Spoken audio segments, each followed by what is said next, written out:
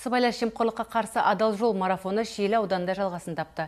Шиеліктер акция аясында жең ұшынан жалғасқан жемқорлықтың алдын алу, қоғам дертімен күресті күшейту бағытында танымдық әрі тәрбиелік мәні мол шараларды ұйымдастырды.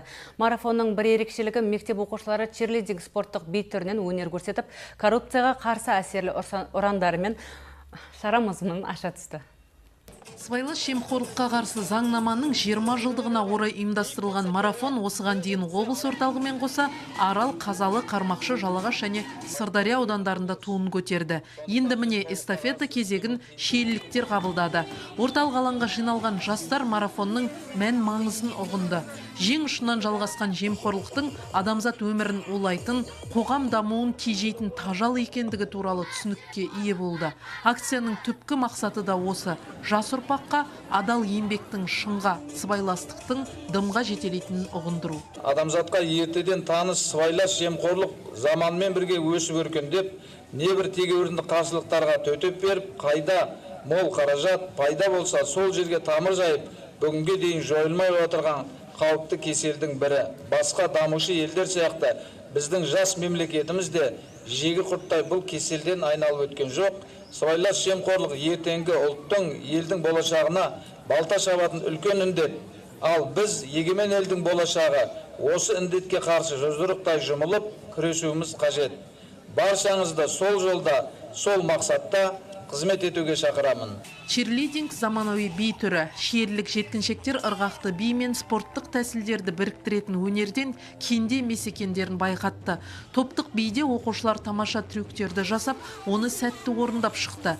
Наз би тобының спорттық биді сергетіп келе жатқанына 4 жылдай уақыт болған. Өнер ұжымы коррупцияға қарсы шараға белсенді ат салысып, таланты мен талабының арқасында сахна төрін ажарландыра түсті.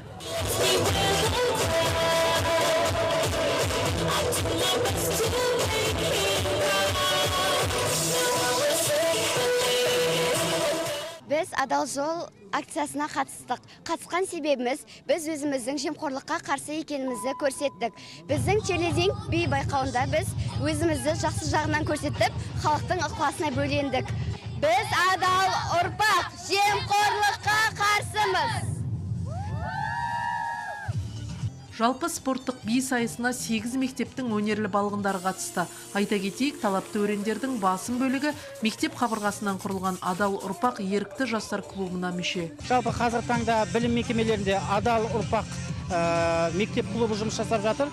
Алғашқы кезде 510 бала тартса, қазір 3500-ге тарта бала соның мүшелігінде. Негізгі мақсаттары осы қоғамда болып жатқан сыбайлас жемқорлықтың алдын алу мазмұнындағы іс-әрекеттерге қарсы тұру. Сыбайлас жемқорлықпен күрес мемлекеттік маңызы бар түйткілді мәселеге айналды. Бұл дерт еліміздің дамуына, экономиканың өркендеп өсуіне өрескел кедергі келтіретіні даусыз. Шиелі индустриалды аграрлық колледжінде өткен семинар-тренинг осындай пікірлерге, ой көзқарастарға толы болды. Педагогтар мен студенттер қоғамдық дертпен күресте ортақ ой мен күш біріктіру қажеттігіне тоқталды. Әр аптаның екінші күндері бізде заң осы тұрғысынан заңды талқылау мақсатында, халыққа түсіндіру мақсатында түсіндірме жұмыстар өткізіліп, инженер-педагог қызметкер арасында насихатталып отырады. Өткізіліп жатқан іс-шараның барлығы осы сыбайлас жемқорлықтың алдын алу бағытына арналған. Сондықтан алдағы уақытта жастарды патриоттыққа, бұның алдын алу бағытындағы жұмыстарға көптеп тағы да тоқталып сабақтарды өткізетін боламыз. Шара адал ұрпақ мәңгілік ел болашағы тақырыбындағы мемлекеттік қызметшілер арасындағы көңілді тапқырлар сайысына ұласты. Жас мамандар көрермен көңілін тақырыпқа сай ұтымды әзіл, қағытпа қалжыңмен сергітті. Сыбайлас жемқорлыққа қарсы марафонның бірінші күні күлдірте отырып ой салатын шарамен қорытындыланды. Шолпан Исабекова, Нұржан Мұзарапшин, Төрехан Қожахметов, Қызылорда телеарнасы, Шиелі ауданынан.